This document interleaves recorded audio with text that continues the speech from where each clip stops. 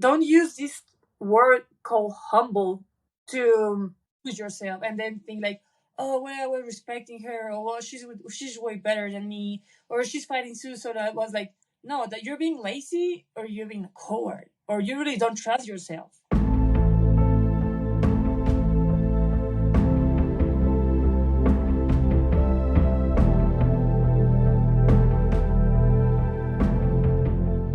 Hello, friends. Thank you for tuning into this week's episode of the Mayn Idea Podcast, where today I have the pleasure of sitting down with Maria Jose Favela. A quick reminder for those that love this podcast, please take 30 seconds and leave a 5-star review on Apple or Spotify and subscribe to the YouTube channel.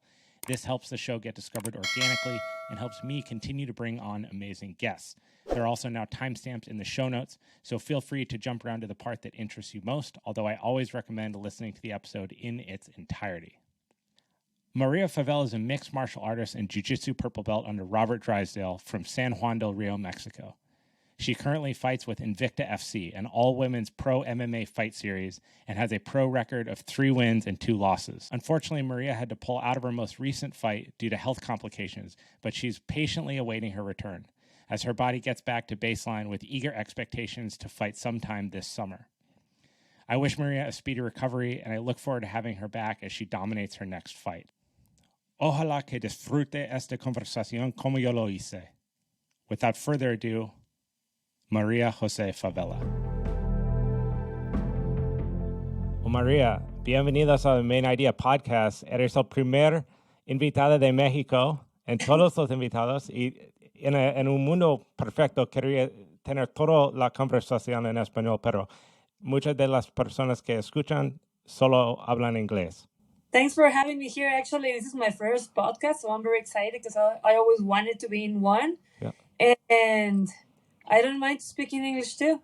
Yeah, this is it's a pleasure to have you on here. I've been able to go through and watch some of your fights online and really get excited about just Mexico right now. I mean, as a country, you guys are just on fire with fighters. What does it feel like to be part of this energy, part of everything that Mexico is putting together in mixed martial arts? You guys have the UFC Performance Institutes being built down there. It just seems like such a special time to be a fighter in Mexico.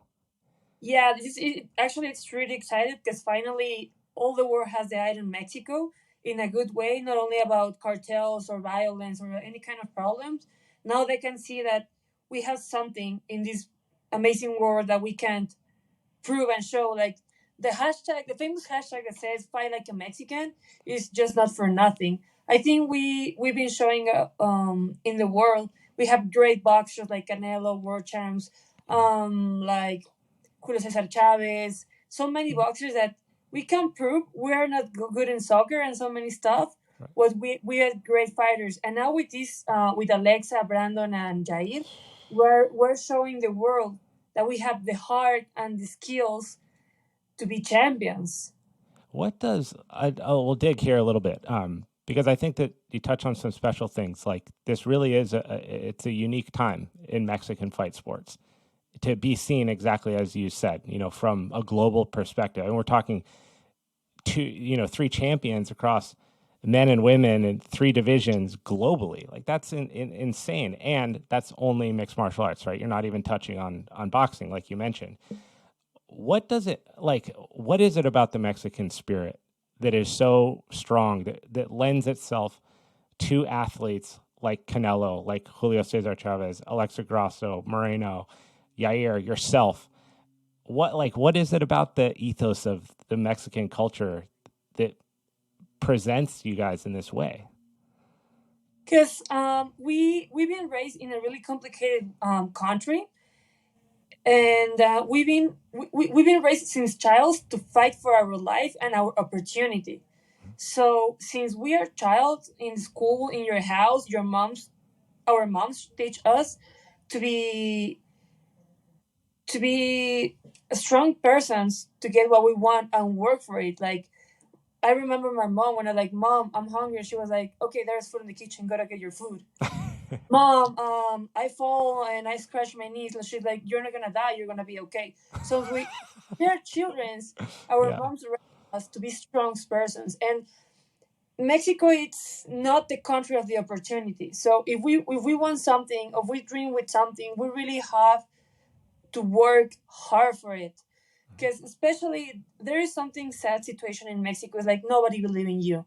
If you're a man or a woman, nobody believe in you. If you have a big dream, you're crazy, and you have to stay on what the people think is right. Like women stay in houses and have kids, not even study, don't working, and men's you should be a lawyer, you should be an architecture, like what the people think it's right. But if you're like, I want to be a UFC champ, I want to be a boxing champ, you're crazy, you're gonna starve yourself, and even you lose your friends. But once everybody, but once nobody believe in yourself, and you keep working and working and working hard, because there is not a lot of support in this country except when you are in the top. Right. We have to work so hard since we are little, since we start with this game, since we start with this dream.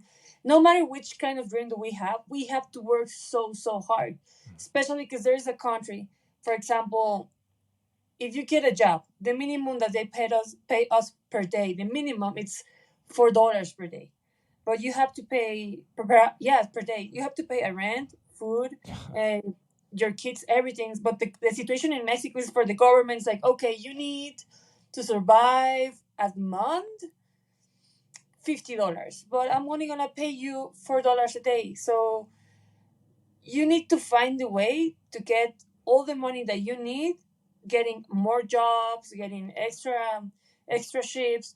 So we are used to fight all the time and work hard every single time, no matter what we want. It shows because that that spirit is so strong and apparent when a Mexican fighter steps in the ring. You just know, they're bringing. And I mean, look, this is, of course, this is not to discredit other fighters from other countries too, right? Anyone who's stepping in the octagon, I think that by that time they're putting their foot in there. They are committed to being there. But Yeah. there is something about that work ethic and that willingness that has always stood out to me. When you're growing up, because this is a huge contrast to American culture, right? Growing up in America, since I was a little kid, since I was 8 years old, I have always been told that I could achieve anything that I want, right? This is a very like American ethos thing, is follow your dreams, pursue your dreams, never give up. This is like if you're growing up in a supporting, loving family, these are the kind of things you hear. People want to support you. They want to see you bring everything to the highest degree. And so as a kid, it was always very uplifting, because anything that I put my mind to, in the back of my head, I believed that it was possible. There wasn't that doubt there. How do you still feel like, how do you feel that as a kid and still just push forward and still say, no, despite you guys not believing in me, I want to be a fighter. I want to be here. I want to work hard. I want to do this. I don't care if it's not going to give me any money or food on the table. Like, what is that experience when you're growing up, knowing that you're kind of breaking that norm? Actually, it makes me feel kind of happy and proud of myself, because even that I'm having a bad moment right now with injuries, my lungs, blah blah blah, and sometimes in this journey, even that I'm fighting for big companies, there is moment that I don't have money or blah blah blah, but since I was a child, I was with my mom, like, Mom, I want to do this, and she was like, No, like, why not? I want it, and I'm gonna try to get it. I'm gonna try to do it by myself. I'm by my own. But I was trying more than with my mom and my people. I was trying to prove that myself that I can get it, but I just have to work so hard for it. Yeah. But sometimes it's really hard because you can listen to your brothers, your mom, your uncle, and they're like, "No, you're crazy. When you're gonna stop to play to be a fighter?" And when you get injured, they're like, for how long you want to pay for these, and you should get a good man because you're getting old, and maybe you will not make it, and then when you want to have kids and hire money, it will be late for you. So Wow. that's that I have to deal day by day all the time, especially, I don't know, like right now I got injury, and we wasn't it was kind of scary because I didn't know what was going on with my body, and I was like, "Damn it! I don't want something permanent that is gonna end up with my career." So Right. everybody's like, You should take a plan B. Now you have something on your lungs. Now you're wasting your time. You have 30, blah blah blah blah blah." So it becomes huge and difficult, and that you can hear that since, for example, when I started to train. I remember when I started to train, like, Mom, I want to be a MMA fighter, and she was like, "Are you nuts? Why are you doing this?" Because especially when she was on my first fight, and this girl, she broke my arm, and then my mom has to pay the hospital bills. Yeah. And I remember my mom, she put me in a position like, I remember I saw my elbow in this side, and I was like, it shouldn't be there. It shouldn't be there. And I was with a lot of pain, and then the doctor told to my mom, like, you know what, she's in a lot of pain. She don't let us touch her, so we have to put her under anesthesia and fix the elbow. And then she just came to me. She was like, okay, this is gonna happen. Okay, if I let the doctors use anesthesia with you, you have to quit. Like, no more MMA for you. But if you're gonna keep doing this, you're gonna let them fix your arm with any painkiller, any anesthesia. And I remember I just watched the doctor and I just say, like, fix it. And my mom was like, are you kidding me? Right. And then She gave that to you as like the you're out. She was like, here's your opportunity. yes, Yeah. yeah, she tried to put me there, and I was like, I just said to the doctor, like, fix it. And she was like, I can't believe it. She just went out of the hospital, and I started screaming because they put me face down and started to pull the elbow back with any painkiller, any nothing. And then she just told me, like, I was out of the hospital and I was listening to you scream. And the doctor told me, like, you know what, I don't even know you, but I'm proud of you that you took this decision. Yeah. Because I have a daughter and she practiced kickboxing, and now I saw the way you really want it. So Yeah. I'm really glad that I met you. And then my mom, she was watching the doctor like, shut up. What was your first introduction into mixed martial arts? Like, what was that point in your life where you saw a diversion in the road where you're like, oh, I think I want to do this. I want to go punch people in the face, and I want to get punched in the face, and I want to choke people out. Like, that's what I want to do with my life. What was that moment for you? I remember I was studying and I used to have a complicated relationship. I was in a kind of violent relationship. And then this guy, he bought these MMA gloves. And I was like, what is this? And then he told me, like, well, I found a gym. Then they have, because we used to be like the fitness couple. Yeah. And he was like, I found the gym. And they had like this called MMA. I want to go there. And I was like, okay, let's go there. And then I trained.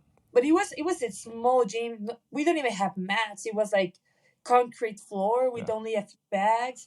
And if we do grappling, we just grab a piece of mat and then put it together and drill it. It was weird.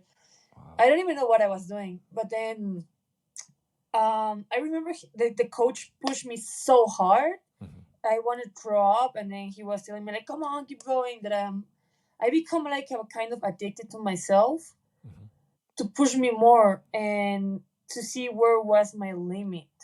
So I was keep going to train, and then I was able to train more, to hold more my breath, to learn more my skills, and then to learn how strong and delicate was the body at the same time.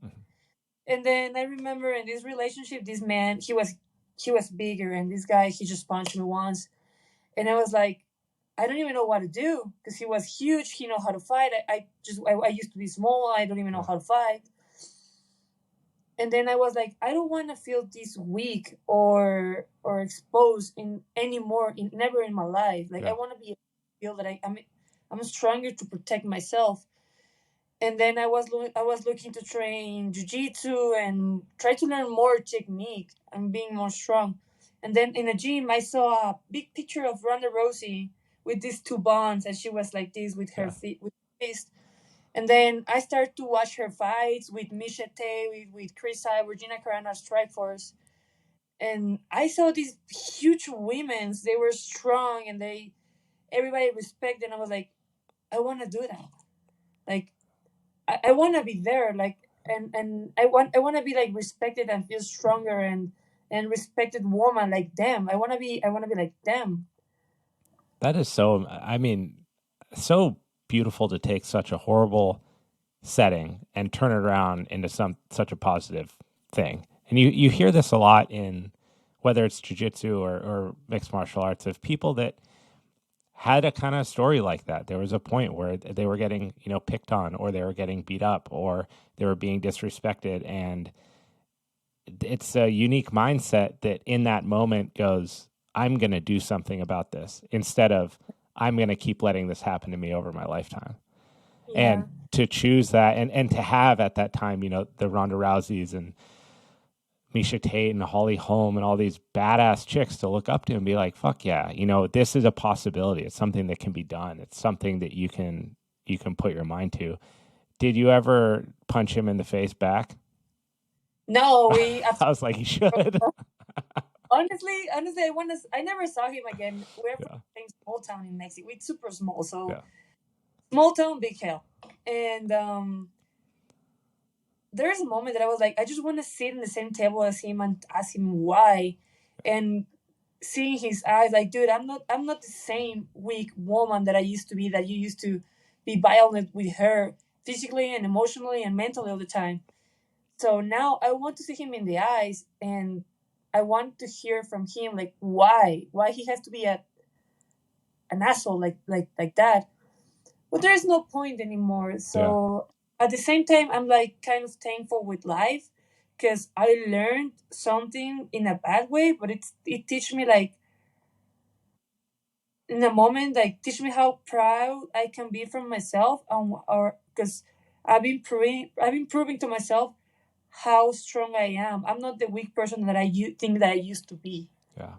That's amazing. What would you say to, you know, if there's other girls out there or women out there that are in those situations, that helplessness of not knowing how to get out of it, where to go, who to talk to, if you're right, if you're wrong, like, what do you say to them? Because you took a very unique and courageous approach to, I mean, go completely the other way and be like, not only am I not about this anymore, but if this motherfucker ever comes around again, right, I'm going to drop an elbow on his head. Yeah. What would you say to other women and girls in those situations of how to handle that or reach out for help?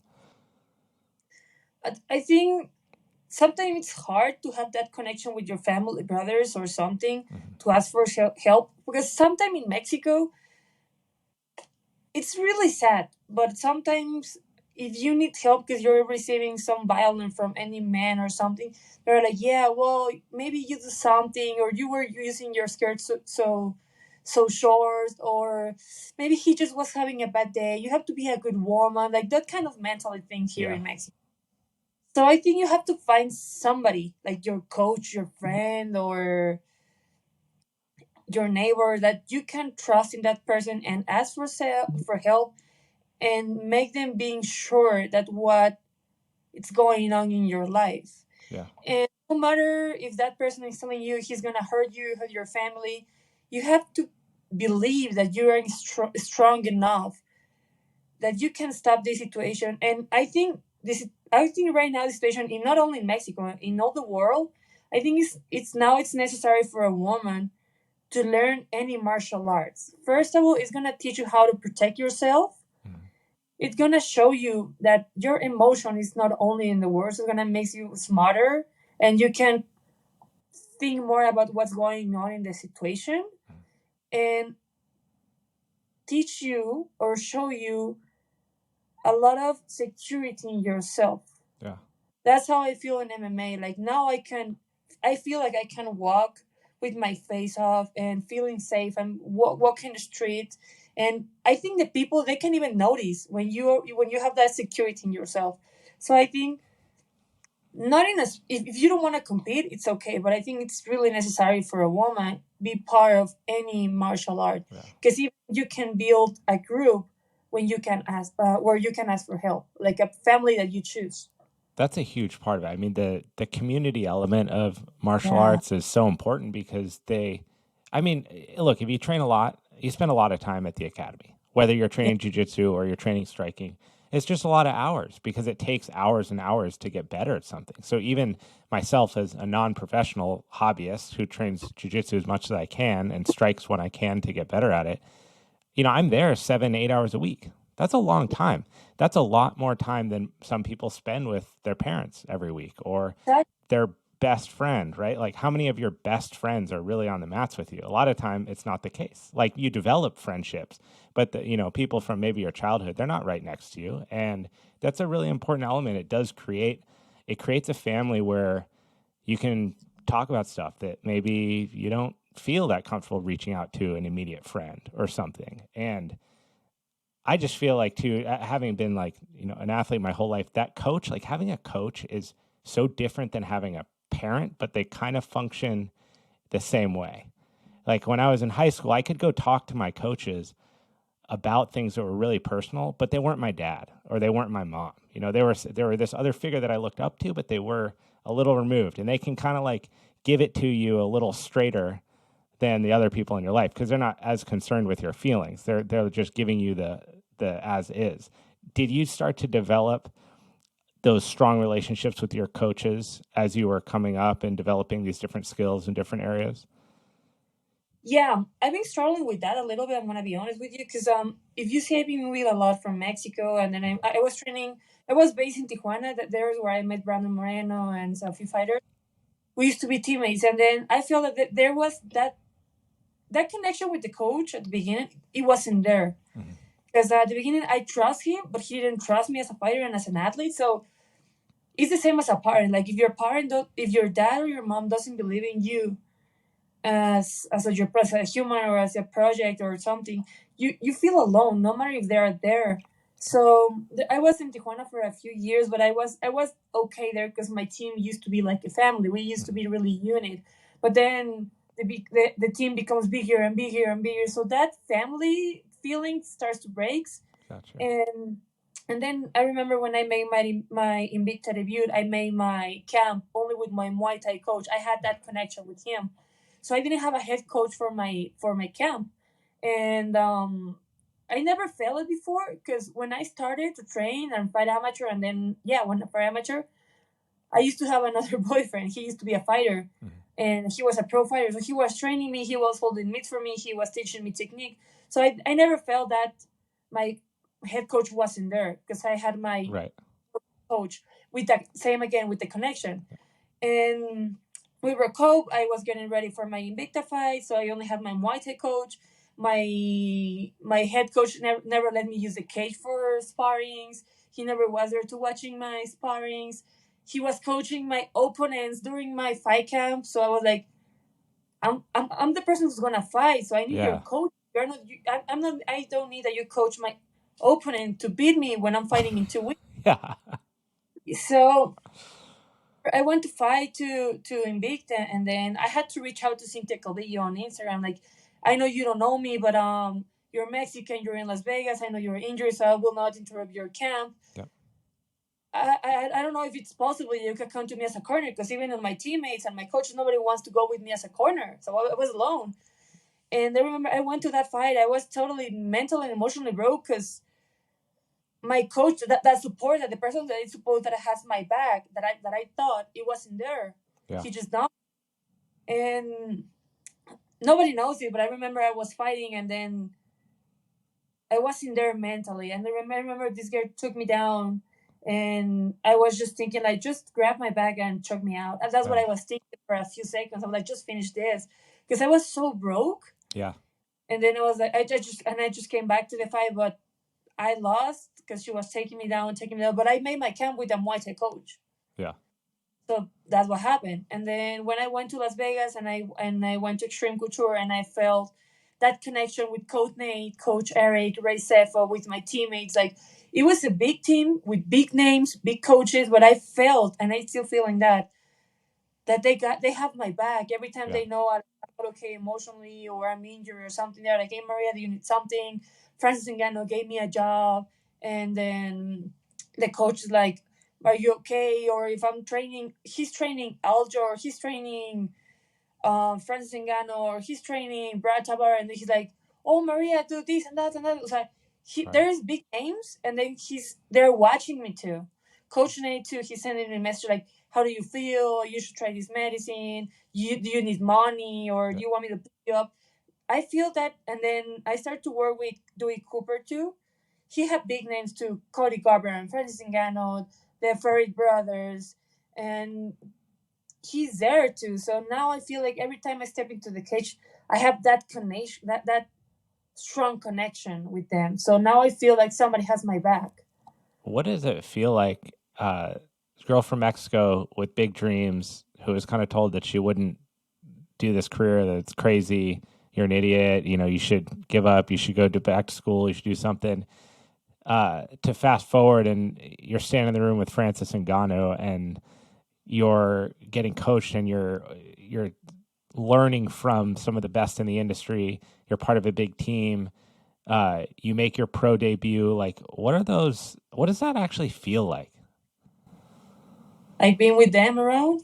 That the progression of realizing your dream, of making it to become like having your pro debut, becoming an actual professional fighter. I remember, I see for back, and I see when I was training in this small gym, small town with no mats. Yeah. Then go there and share, and being Misha's state training partner, Tatiana, doing sparring with Casey, with Tatiana Suarez, and I'm like, I'm living in Las Vegas. I'm training all these guys. They're my teammates, so I'm doing something right. Yeah. So being like, don't even know how to throw a jab, like now being in the cage with Misha makes me feel so proud of myself. And because especially I've been listening my whole career, like, you can, you're not enough tough for this, or there's something stupid that I don't know why in Mexico they believe, like, if you don't suffer in your life, you will not be a good fighter. It's like, first of all, you don't even know what I've been living through my life. Second one, if I had the opportunity to study, to have a good mom, to have a good family, a good environment, that doesn't define that if I'm a good fighter or not. I think that's way different worlds.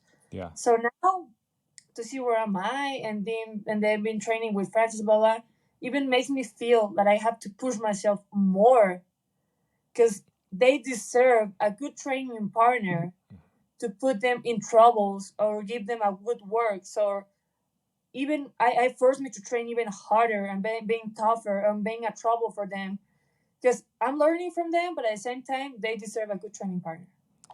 Yeah, it's that's another unique thing about martial arts, is that you're only as good as the people around you. Like, if you don't have people that are pushing you to be greater, or dragging you through deep water, or making you work harder than you want to, then you don't get better, and vice versa. So you have to show up for that person and hope that they show up for you. Whereas, I mean, I guess you could say the same for some other sports, but the physical element of getting attacked and attacking is unique, right? You're even on a soccer pitch, you're not actively slide tackling your opponents to steal the ball from them, right? It's illegal. So if you show up and you're a little bit less conditioned than the next guy, he can still run as fast as he wants.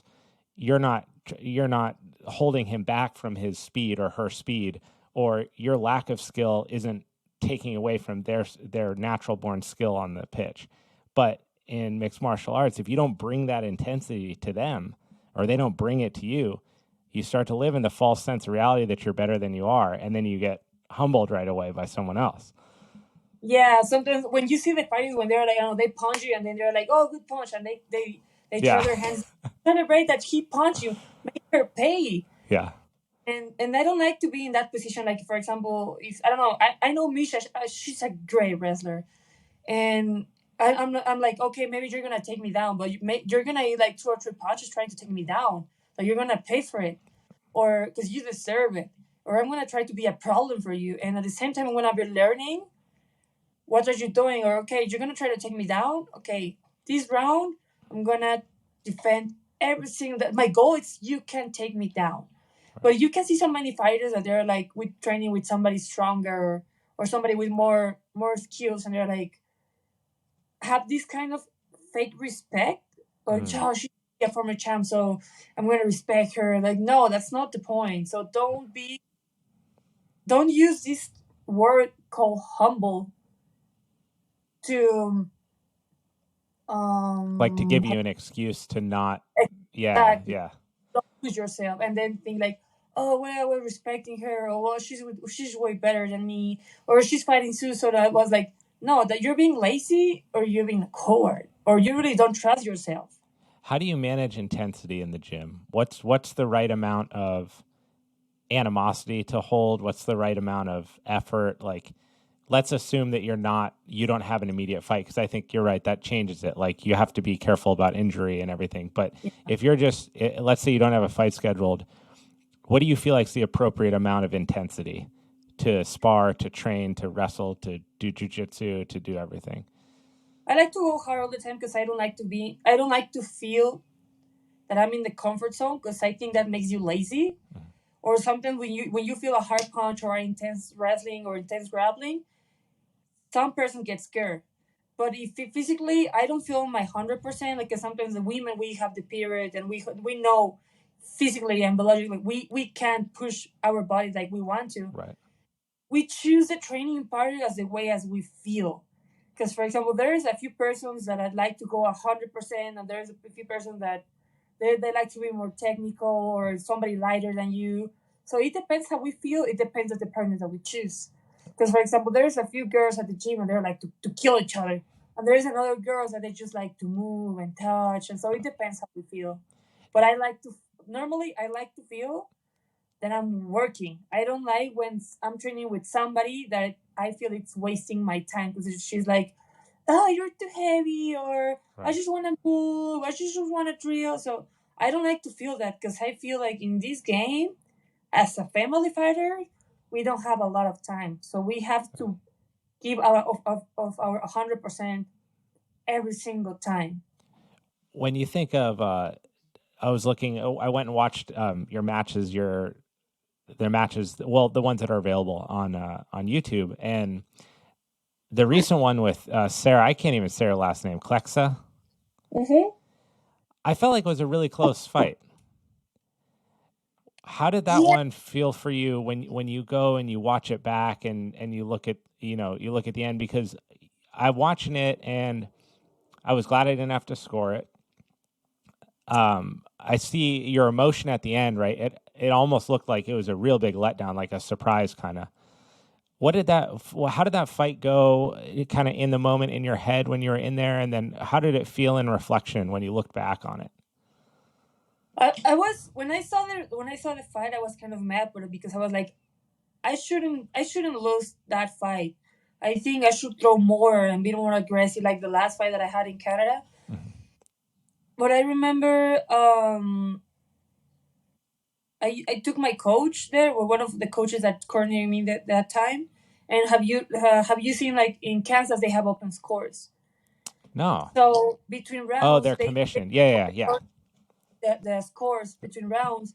So the coach showed me like we are winning. So the last round, I was doing kind of footwork, but I was touching and landing, but I wasn't putting pressure on it. And I used to be more like a counter fighter and fighting from the outsides more than from the center. And then, but I was moving. I should throw more in that fight. But the coach told me like we are winning, so the last round just touch and go, because she's gonna try to kill you because we're winning. Right. Because he saw the scores, the cards. And then when I listened the result, I got surprised because I was like, I saw the cards and you're telling me I lost by split decision. But my fault was like I didn't push enough to don't let any doubt that I won that fight. Yeah. And at the beginning, I just got mad a little bit with my coach. Like, you told me I was winning. You just told me to touch and go. But at the end, I was like, it's not his responsibility. It is mine. I should think I have to go there and finish the fights.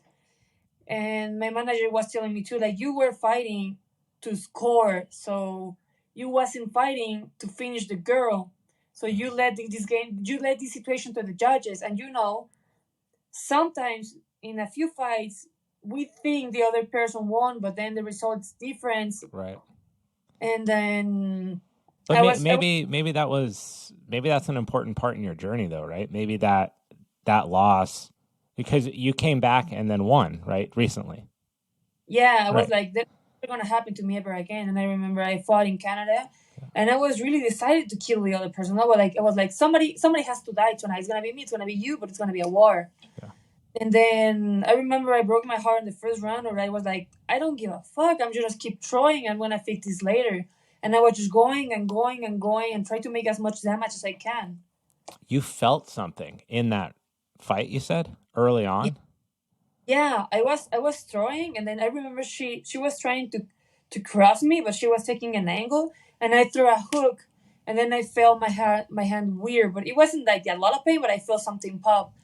And I was just thinking like, no, I break it, and then I just throw it again. to be sure, and I felt how the bone moved. I was like, okay, it is broke. Was it Don't, like don't right here? yeah, here if you see. Yeah, I got one right here. So Welcome to mine didn't happen. It wasn't cool. I was a dumbass in college. I wasn't in the middle of a fight with someone. But no, I stupid story. I broke my hand. But yeah, similar break. story too. What's that? It was in a fight, so it was a cool story too. Right. So you broke it, and then you kept fighting though after that. I broke it at the first round, and then I was thinking, I was like, damn it, it is broke. But I just saying like, don't tell anything to your corners, Yeah. because maybe they're gonna change the game plan, and don't make any movement because you don't want the other corner realize that you have a broken hand. Right. And if you don't want your opponent knows that you have a broken hand, because I saw her, and after and at the beginning of the first round, she was mentally broke. And I was like, don't say nothing, because if she realizes you have an injury, maybe she's gonna have a second there. So just make a face, because it's gonna get swollen. So bite down and just throw it.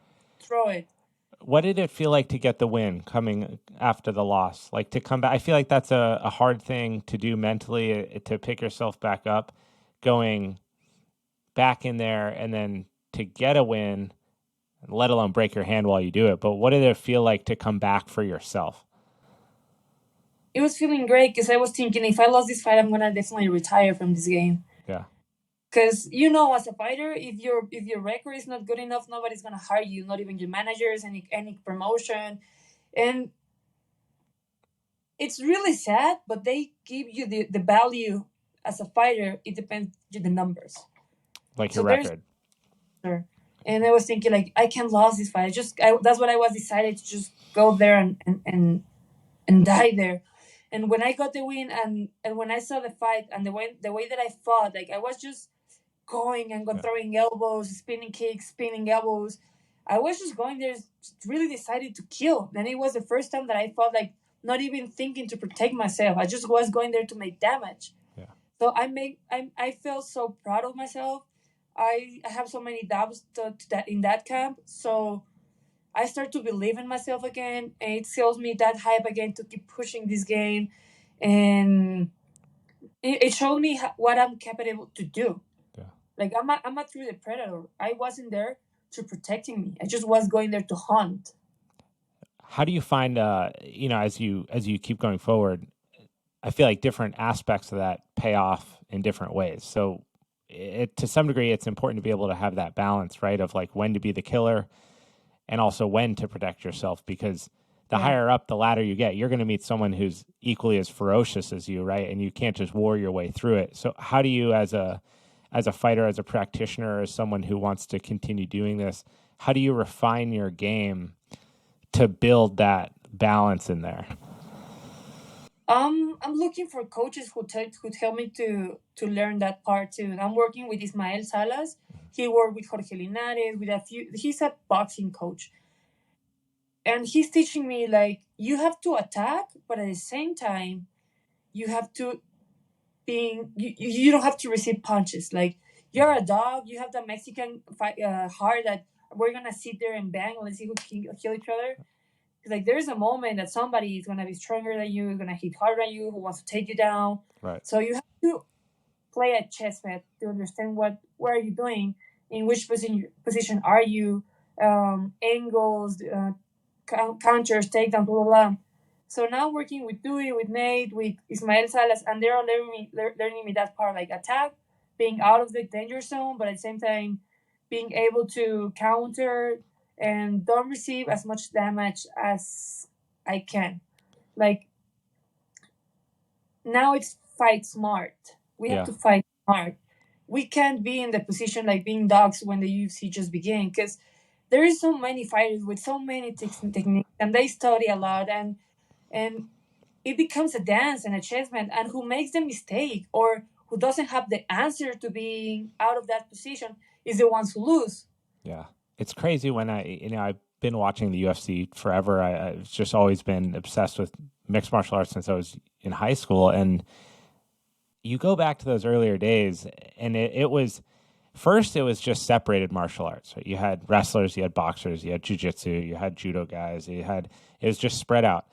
And then with the UFC, you got mixed martial arts, but it wasn't really mixed. It was just like, let's bring a brawler and a jiu-jitsu fighter. Let's bring a Muay Thai striker and a boxer. And so like it was mixed martial arts, but it was really mixed in who was actually in the octagon, not their skill set. And you look now, I mean, it is mind-blowing. And you look to things like what the UFC is investing in with the UPI in Mexico, recognition of fighters in Mexico, the UPI in Vegas, what they're willing to do for the athlete and other promotions as well. But you really are truly getting the athlete fighter for the first time ever, where just the baseline pedigree is like D1 wrestler or Glory kickboxing champion or IBJJF world champion, ADCC world champion. Just to like get into the game, everyone's skill set has been raised. And so you watch these fights and it's crazy what you all do in there, because you're right. It's we're equally skilled, and I stepped right and I should have stepped left, and it's Leon and Kamaru, right? Just head kicked in the fucking fifth round on a feint, and bam, the best in the world loses to the second best in the world in a moment like that. And like Valentina and Alexa, it just was one mistake. That's unbelievable. Unbelievable. Wow. What was that? Did you watch that live, or did you watch that on TV? No, I watched it on TV. Yeah. But it was impressive the way she threw the spinning kick, and then Alexa just was there to management that mistake. How wild is it? The video that came out after with her drilling that. Did you see that, where she's drilling the exact sequence Alexa is, where they throw the spinning kick and she just crowds? That is, what did that feel like as a Mexican fighter? What did it feel like to watch her dethrone arguably one of the greatest female fighters of all time? Well, actually, I almost cried because she was showing the family girls, the Mexican girls, that we can do it. Because she born here, she raised here, she was training here, and she just proved that we can do it, because she just dethroned the almost pound for pound. Yeah. And it wasn't a lucky shot. She was working on it. That's what stood out to me the most. The part that made me just feel so crazy about that situation is it wasn't like she got lucky. It was a little bit of a war. They were going back and forth. Yeah. Valentina was throwing all the stuff that she throws at her. And then you just had this beautiful moment of execution where like she beat her, and then just the look, her neck where the choke was, you knew that was just so fucking strong, that squeeze, all the blood rushing out of her face. That's so impressive. What do you think that things like, what do wins like that do for mixed martial arts in Mexico, or wins like Brandon, wins like Yair? What does that do to the culture of fighting in Mexico? What does they do? Yeah, like what impact do you think that has on the up and coming fighters within Mexico? Huge impact, because they just proved to the Mexican fighters that they can do it. They have a chance. It's not impossible. And because we used to think like, oh, I'm not in the USA training. I don't have a visa. I don't have a elite coach. Like, you just can't do it. You just keep working on it. Believe in yourself and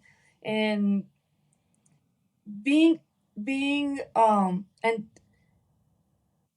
for example, be in the position that you're gonna have to sacrifice to live in a nice place, to watch your family, to celebrate Christmas, New Year, your birthday. You have to sacrifice all of that. So now I think they're gonna be more commitment to keep growing and following their dreams. I love that. It's so cool to watch. It's so cool to watch it for any country, right? For any country to have a champion, to see what that does to, I don't know, just like kids that don't have a ton of opportunity of things to do, but have an academy in their town or something like that, and can get involved in martial arts at a young age and start to have that impact them or their confidence level. I mean, everything that you said about how it, being able to walk taller with your face up, like that sounds like such a random thing, but that's a seriously powerful change in how someone behaves and how their confidence level and how they move around. What maybe you can speak a little bit about the recent like injury that you suffered and just kind of everything that's going on there, and what's your timeline to get back into the octagon, and how quickly do you want to see yourself get there?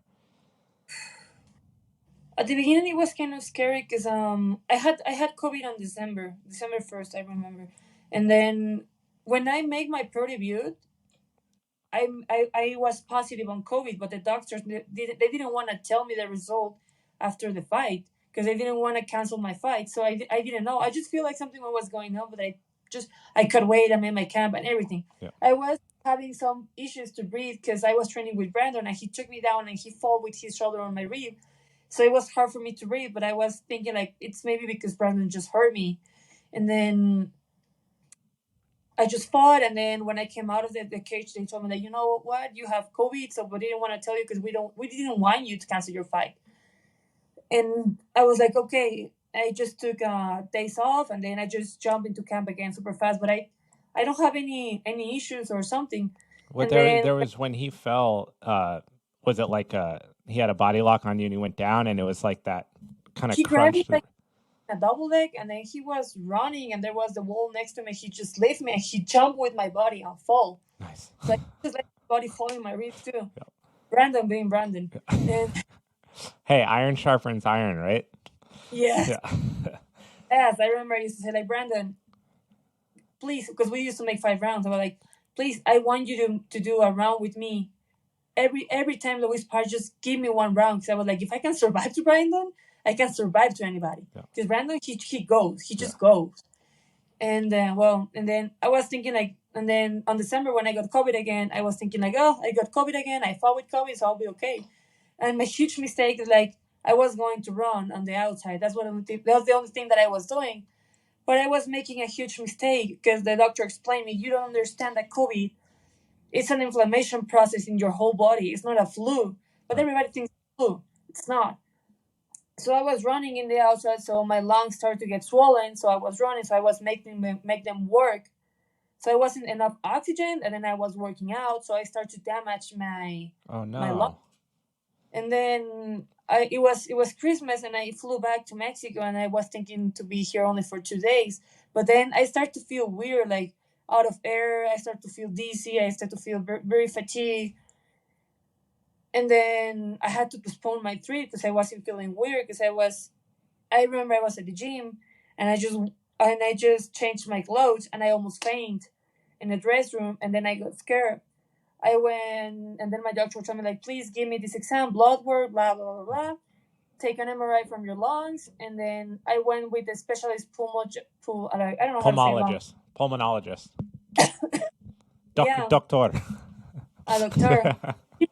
Really old school, and then he told me you're okay. He made me a few tests, and he told me like you're okay. And then the MRI just showed that I have a liver, lungs, and heart swollen. But they told me it's normal because it's an inflammatory process. Just take ibuprofen for 10 days, and you're gonna be okay. So I was like, okay, I'm okay. But I was feeling bad, and then I went back to Mexico, and then to Vegas, and then I just jumped into training, wrestling, sparring, everything, and I feel bad. And then I took 2 weeks off of training, and the doctor sent me a few shots, dexamethasone shots, because he told me we have to force your lungs to take the swelling away. Right. Like a steroid. It's not a steroid like bodybuilding steroid, but like yes. To cause the inflammation to go down to get you back to baseline. Yeah, I was having a lot of pain on my chest. I was wheezing when I was reading. Yep. I was with no energy, and then I was having pain on my left side, that is the heart is there, and I was having headache. I was feeling really bad. I even stopped to eat. I was sleeping 18 hours a day. I was feeling horrible. And then they sent me the shots, and I was using the shots, and then I was using hyperbaric chambers too. So I was feeling good, and then my oxygen was good, and then I told to my manager like, Danny, please give me a fight. I'm feeling good. Yep. Here is my clear from my hand. So I was I wanted to fight, and then he told me like, okay, there's this girl for fighting in Invicta in a short notice, and I was like, I'm taking it, I'm good. And then 2 weeks later, I was 4 weeks out, and 2 weeks later, I started to feel with a lot of pain on my chest that I learned how to apply a shot to myself because I was feeling bad. Yeah. And I was wheezing when I was reading again. I have a lot of pain in my heart again, and headaches. And then every time I was exploding, I never recovered. I was feeling like I'm gonna faint. I started to watch in black. I was feeling so. I was like, okay, I'm 2 weeks out. Yeah, I was like, okay, I was feeling terrible because I can train one day. I have to take 2 days off. So what I'm gonna do is I'm gonna pick my shots. So I'm gonna spar. I'm gonna go with my coach to work the game plan. And I'm losing a lot of weight because I was losing muscle because I wasn't even able to lift or run or jog or sauna or nothing. So I was like, okay, I'm gonna pick my shots. So I'm gonna work only on my game plan. I'm gonna drill because I'm not forcing my lungs and my heart. So I'm gonna push myself the day of the fight. So I only need my body to work 15 minutes. That's Right. it. And then my training was going just straight to the floor. And when I check my the oxygen in my blood, that normally has to be 95, 99. I was in 94. Wow, That means that that's low. yeah. So Yeah. it was. My doctor told me like you're not receiving enough oxygen through your body. You should be in the emergency room. That was on Sunday, and then I went on Monday with my coach. I'm like, Coach, let's work on the game plan with the mates. I started to move 30 seconds, and Coach, I can't do it. I just can't move. I just can't breathe. I'm very fatigued. And he just told me, like, you know what, Maria, we have to pull out this fight. I know it's really important for you. You don't want to disappoint Invicta, Shannon, your manager, your people, your sponsors, but you just can't do it. And we don't want to put you there to risk yourself to have a worse injury, to have a bad record because you just want to go there. You have to be smart. You can be Mexican in this time. So I was crying. I was in tears because I didn't want to pull this fight because I really wanted to fight with this girl, even that she's Mexican. I really want to fight. I really want a win in Invicta because that's my dream since I started to train. Yep. And I just felt like this opportunity escaped from my hands like water. And then I just and then I talked with my manager and Shannon, and I apologized because I couldn't do it. I just couldn't do it. No matter how I was trying to push myself, even though I was taking ibuprofen, applying myself shots, and being in the hyperbaric chamber. Like I just tried, but I didn't. Nothing works. I pulled out from this fight. I was in tears. I was so I because you can feel it when your teammates and a few persons are like, oh, she's sick again, she's injured again. Right. Uh, so it's hard because especially in my country, it's like, okay, I'm fighting, but now there's girls that start after me, Yeah, you and don't want to miss training. yeah, they're just passing me, and then I'm just not, and then that sensation of I can't keep going building my dream because it's something out of my hands. It's so frustrating. And Where does it stand? Where does it stand today? Like, is there hope that it remedies in the future and you're able to return to training, or are you already back on the mats? No, but I went to see a specialist here in Mexico, here a cardiologist and a pulmonologist. I don't know how to say. And they, and at the beginning, I was kind of scared because the first doctor told me like your right side of your heart's grown. So I was kind of scared of the myocarditis because that's something happens to the young athletes after the damn vaccine. And then the other doctor saw my lungs and told me like, you know what, something regular on COVID. So you have an injury, like they have scratches, Like scar that's tissue, kind of. swollen. Yeah. And they make me a few tests and they told me like, Maria, you've been working out and training with your lungs only with the 60% of capacity. Wow. So because a normal person has to blow 5 liters of oxygen, I Yep. was blowing 1.9. Well, maybe when you get the full 100% back, you're gonna be a monster.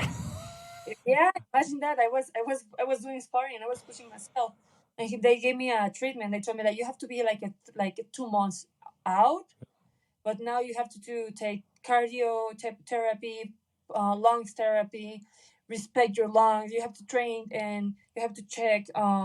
They told me that I had to train, but I have to respect my heart rhythm. I can push myself, And it's gonna be a long process because I don't want to re-injure my lungs again, and I have to be really patient. But they told me that this is not gonna be permanent because Good. when I Good. for the first time with him, he just told me like, "Well, your heart's it's bigger and you have this problem, and we don't know if you're gonna be able to be an athlete again." I was crying. I was scared because like I was building my life through this. Like I didn't have a You plan are. B. You are building your life through this. I'm It's building just like it's a minor setback. like I was crying because I didn't have a plan B because I put all the eggs in the same basket because I was like I will not have a plan B because I will not be a loser. I'm not gonna fail on this. And then when I was listening that from the doctor, I just was in tears and crying like what I'm gonna do right now. And when the other doctor told me like you're gonna be okay, you only have this, and your heart was swollen because your lungs are crazy swollen, so your heart was working the double to try to send the oxygen through your body, but you're gonna be okay. So just be patient and respect the process of the healing. Yeah, the hardest thing for an athlete to do, rest and recover. Hardest thing, because you can work your ass off all day long. You can go in, you can put in long hours, you can grind. That's the easy part for someone that's mentally tough like yourself. The hard part is to sit back, let your body heal, and watch all the other people that you train with get better, even though that's just a perception. But when, I mean, I want to be respectful of your time here. When can we expect roughly to see you back in the Invictus cage, taking people down, dropping elbows on their face? I would love to fight with the same opponent, Montserrat Rendon. I want to fight her. Really, I don't care if she's Mexican, but it's a doubt that I have with myself. So I hope Shannon and Invicta and her want to make that fight happen in June, July, because I don't want to rush myself again to think that I'm all right and then struggling in a camp. And there's a camp to just survive and not to really grind. Yep. So hopefully in June or July, and hopefully the same opponent want to fight me. Yep. But well, let's that's see. as someone else who's gone through injuries in their life, this is the hardest part, because when you look forward, when you look to when you want to fight her, right, you forget that you've done a lifetime of work, of skill acquisition, of wrestling and jiu-jitsu and striking. You've done all that. And it feels like in these small amount of months, these few months, that it's all going away. You're losing all your abilities. And that's not the case. Yeah. And all it's going to take is a little bit, some rounds, strength and conditioning. You get yourself back in there. You give it the time, right? That's a really important part. Be patient. But I can't wait to see you back in there. We're excited. And we'll have to do another episode in the future when you get the hand raised at the end of the rounds. For sure. And I would love to talk with you more, but they're rushing me because I have to go somewhere. No worries. No worries. But yeah, and yeah, for example, I have Tatiana Soares as a teammate, and she's like, she told me like I was 4 years out through cancer surgery, blah blah, and I'm back. I'm back. Yeah. And Casey O'Neill, she was out through a knee injury. So Francis Ngannou, and I saw her kicking. I was like, wow, he's back. So you just have to think like we have to be patient and respect the process, because I used to be those kind of dumb athletes like. Let's train until the body pop like a popcorn. No. No. I know exactly what you're. I was just talking to this. I don't know if you're familiar with him. Jason Khalipa was CrossFit. He was CrossFit Games champion, and we were talking about the guy's an animal. I mean, he won the CrossFit Games. You can't find a more fit athlete than this dude. And he's a jiu-jitsu purple belt. And we were talking about this. The hardest thing to do is to recover. The hardest thing to do is take days off when all you want to do is grind. Well, I know you got to go, Maria. Thank you so much. It's been a pleasure having you on. Love your story. Love everything about it. Can't wait to see you back in there. And we'll definitely do this again in the future.